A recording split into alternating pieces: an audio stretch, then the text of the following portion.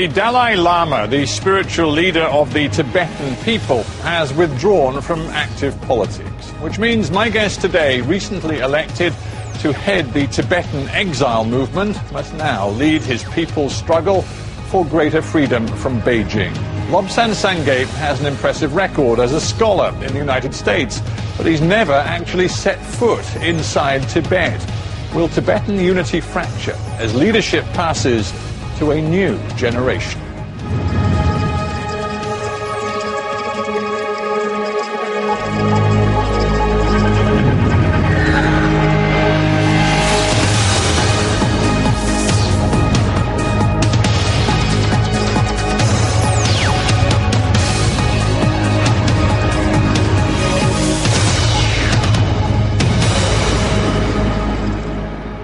Dr. Lobsang Sangay in Delhi, welcome to Hard Talk. Thank you very much, Stephen. Let's begin with a personal question. You are a highly respected academic, but you have never actually set foot on the soil of Tibet. Do you think you are equipped to lead the Tibetan people in exile? Yes, I am equipped to lead the people of Tibet, because I got the mandate of the Tibetans in diaspora over 30 countries, and I also got informal mandate of Tibetans in Tibet because they voted for me indirectly by going to monasteries, praying for me, singing songs in praise of the election and my victory. And most importantly, it's not that I didn't want to go to Tibet. Actually, I was in Beijing in 2005, and I requested that I be allowed to go to Lhasa, and the Chinese authorities told me that there aren't enough people to receive me in Lhasa. And I told them, you have 1.3 billion people and not enough to receive me in Lhasa.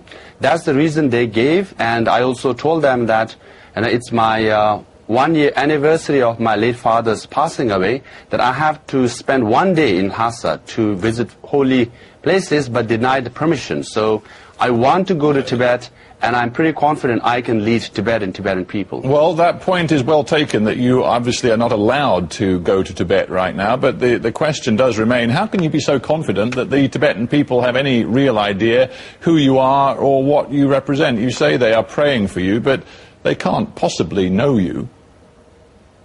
Oh, many do, actually. Number one, debates of our election became widely popular inside Tibet. It's being watched all over Tibet and then discussed. And as I said, even artists compose songs in honor of my victory.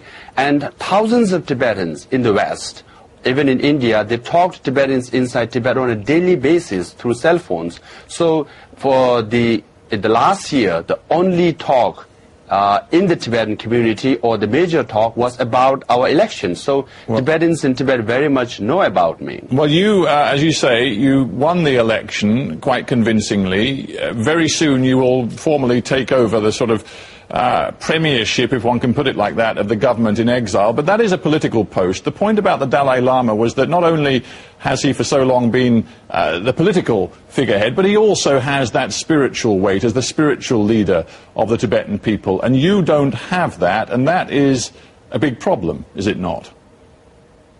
It is not, because you rightly pointed out, His Holiness is our leader, and he is magnanimously, actually, decided to delegate his political power to elected leader, which happens to be me, which means I enjoy his spiritual blessing, and with that authorization, I enjoy his extended historical legitimacy with the overwhelming democratic mandate I have received, and I will be the political face and spokesman of the Tibetan people. So I am going to be the political face with the blessing and authorization of His Holiness the Dalai Lama that will be accepted by Tibetans all across the world, including inside Tibet. Well, I'm not thinking of just Tibetans, though, Dr. Sangay. I mean, isn't the truth that it will be very difficult for example, President Barack Obama in the United States to invite you into the White House as he did with the Dalai Lama, because he could do that in the capacity of the Dalai Lama's spiritual position. You don't have that spiritual position, and the US government is going to find it much more difficult to have you go to the White House as very much the political leader of Tibetans in exile. As long as His Holiness Dalai Lama can go to the White House and visit head of states, is absolutely fine with us. As for me, what I'm looking forward to, and I believe will happen, is the support of the people all around the world, including in the US. We do enjoy popular support, we do enjoy people's support, we do enjoy moral support. That will be continued, and I, for one, will be very active in strengthening and sustaining and promoting Tibet cause all around the world. Sure, but to be specific about it, you're not expecting, are you, to receive any sort of political recognition from key governments around the world, because if one is realistic about it, the Chinese government will ensure that doesn't happen. Well, Chinese government will keep trying their best not to have political recognition of Tibetan administration in exile, or for that matter, freedom in Tibet. But our goal is not the political recognition of Tibetan administration in exile.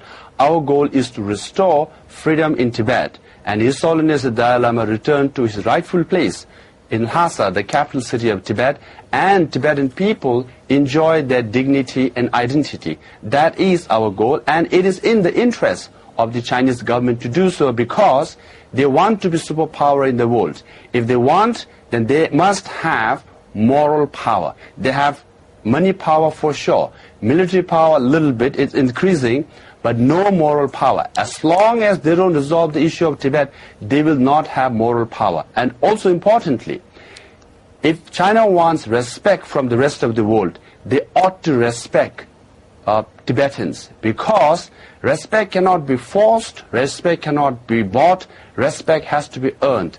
Till they solve the issue of Tibet, it will always remain a stigma. Hence, it is in the best interest of China to resolve the issue of Tibet. Let me just understand, if I can, exactly what strategic approach you're going to take to the Tibet-China problem. The Dalai Lama's approach was to seek what he always called the middle way. He spent more than 5 decades sort of working this out. He seemed to mean that he wasn't going for full independence for Tibet. He wanted, quote-unquote, meaningful autonomy. Is that your strategy too? Yes, in the campaign I said the Tibetan exile administration policy is middle way, which is to seek genuine autonomy within China or within the framework of the Chinese constitution. That is also the view of the His Holiness Dalai Lama, and I, for one, as the Kalim Tripa or head of the administration, must follow it, and I will do so. Well, when did you, sorry to interrupt, but when did you change, Dr. Sangay? Because, of course, you were, in your younger days, a key leader of the Youth Congress of the Tibetan people in exile, and one of their core aims, and I'm quoting directly from it, is to struggle for the total independence of Tibet, even at the risk of one's life. So what happened to that? Well, Churchill said best, when you're young, if you're not liberal, you don't have heart, and when you're old and if you're not conservative, you don't have head. So I'm right in the middle, so I have both head and a heart, and I subscribe to the middle way policy of His Holiness Dalai Lama as it stands today, and I support that because but the problem that is a pragmatic approach. The problem is, though, the middle way hasn't worked, has it? I mean, there are people, indeed powerful people, inside the Youth Congress today who have used powerful words like appeasement to describe how they see the middle way strategy. Well, the middle way is not working, not because of lack of our trying, but because lack of reciprocity from the Chinese government side. From our side, we have been as reasonable, as moderate as possible.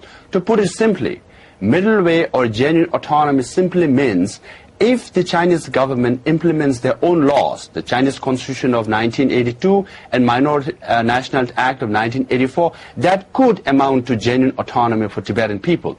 China claims to be a country of rule of law. If it is so, then they ought to implement what is written in their law. That is our demand. Having said that, I do understand the frustration among youth, but I, advise them to have patience and perseverance. Well, we'll talk more about the frustration of Tibetan youth in a moment, but let's just figure this out, because as I understand it from your own election campaign, one of the things you were selling to the Tibetan people in exile who could actually vote was that you knew how to deal with the Chinese. You made a point of saying, as an academic at Harvard University, you'd actually had some fruitful meetings with Chinese academics, and you believed that important contacts had been made. But I look at the way the Chinese official media has greeted your election. They're entirely negative about it. They insist that, some of them insist that you have a terrorist record, and they have absolutely no intention of talking to you at all. That kind of a hardline statement from the United Front is expected, which has been going on for many decades.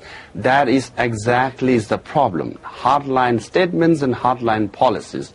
The officials that you're referring to of the United Front, they act as though they are the feudal lords and Tibet as their fiefdom, you know. Just because their parents or relatives have worked in Tibet, they take Tibet as their personal inheritance.